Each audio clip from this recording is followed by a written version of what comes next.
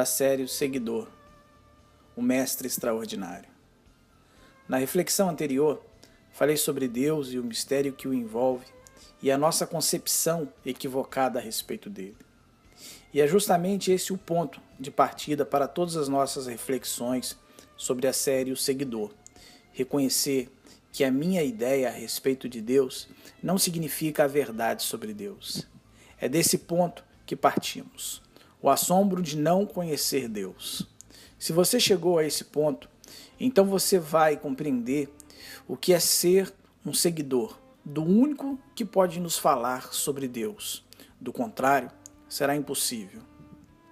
A humanidade conheceu grandes mestres, que pareceram como um alento de Deus para o tempo em que viveram. Pessoas cujo significado se imortalizou na história. Pessoas que deixaram um legado que serve de inspiração para milhares de pessoas até os dias de hoje, sobrevivendo às diferenças culturais e temporais.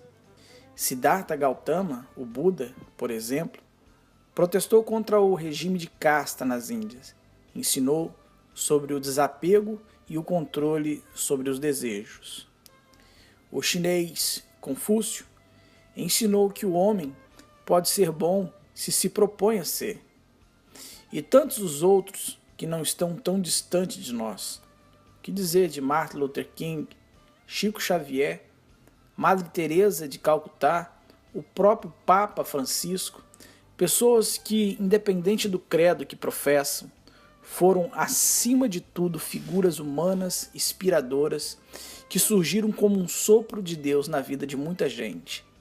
Mestres da vida, da existência. Eu diria que refletiram a face mais bela da humanidade. Da terra de Jesus também vieram muitos mestres, como Salomão, escritor dos famosos livros bíblicos, Provérbios e Eclesiastes.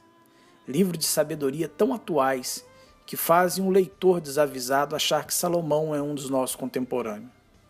A sabedoria judaica sempre foi muito rica, e nem tudo o que se tinha de sabedoria popular estava registrado em livros. Esse conhecimento era conhecido como a tradição oral, que floresceu graças à influência do mestre Hillel, pouco antes do nascimento de Jesus. Hillel foi quem sintetizou o conhecimento da Bíblia hebraica em uma única frase: não faça aos outros o que não quer que façam a você. Aí está toda a Torá, o resto é mero comentário. Nos tempos de Jesus, havia muitos bons mestres, os chamados rabinos ou rabi. O próprio Jesus é tratado como rabi, embora formalmente não fosse. Mas o que faz de Jesus um mestre extraordinário, diferente de todos os grandes mestres? Mateus nos explica, através do registro que fez sobre a reação dos ouvintes no final do famoso Sermão da Montanha.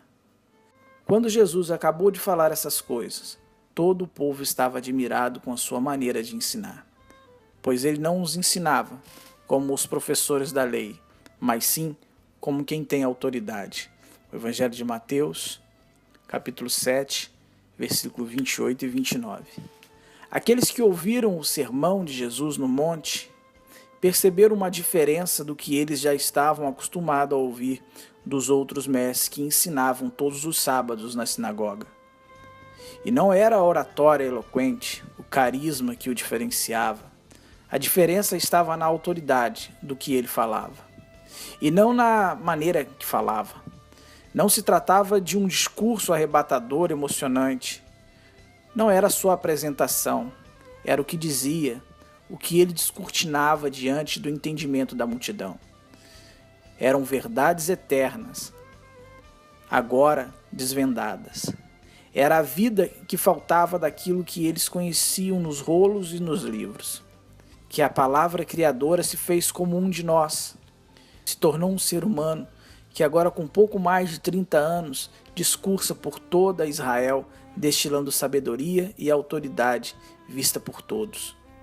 A palavra de ordem de toda a criação, o ser anterior a tudo que conhecemos e desconhecemos, o onisciente, conhecedor de tudo, porque tudo provém e se mantém por ele, se tornou um humilde carpinteiro que é tratado como mestre por todos aqueles que lhe ouvem.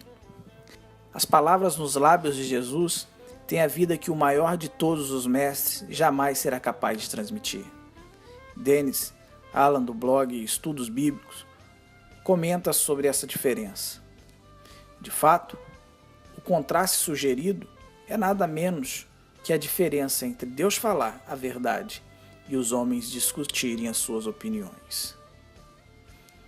Por isso Jesus pode dizer: ouviu o que está escrito? Eu, porém, vos digo. Por isso pode explicar de forma tal que tudo o que já ouviram durante a vida inteira lhes parecesse novo. Jesus era um mestre que encantava. Os seus ensinamentos eram algo que encorajavam as pessoas no seu dia a dia, que despertava fé, um mestre extraordinário.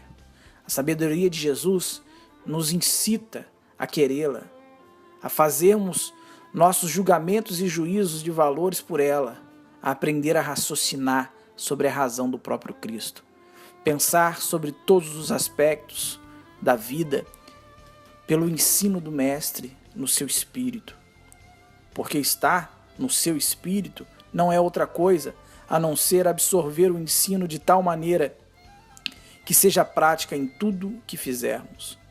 A sabedoria do Mestre da Galileia é vida, produz vida quando observada e compartilhada, quando manifesta, cria um ciclo vivificador como uma fonte inesgotável. Ouvimos dos seus lábios sabedoria que, se não forem capazes de mudar o mundo, pelo menos o nosso mundo é mudado. Ouvimos sobre a paz, que aqueles que a promovem são chamados filhos de Deus. Por ele também nos foi falado que a justiça é um caminho de dor, mas que com perseverança deve ser perseguida, que as boas ações devem ser exemplos da sabedoria aplicada.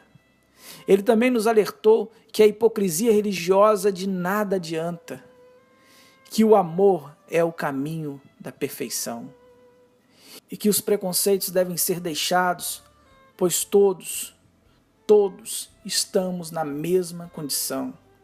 Jesus é o mestre acima de todos os mestres. Todos que falam ou falaram em amor, ou lutaram pela paz, ou perseguiram a justiça, que foram pela misericórdia, de alguma maneira falaram por ele, mesmo sem usar o seu nome. Ele é o mestre incomparável, um mestre extraordinário.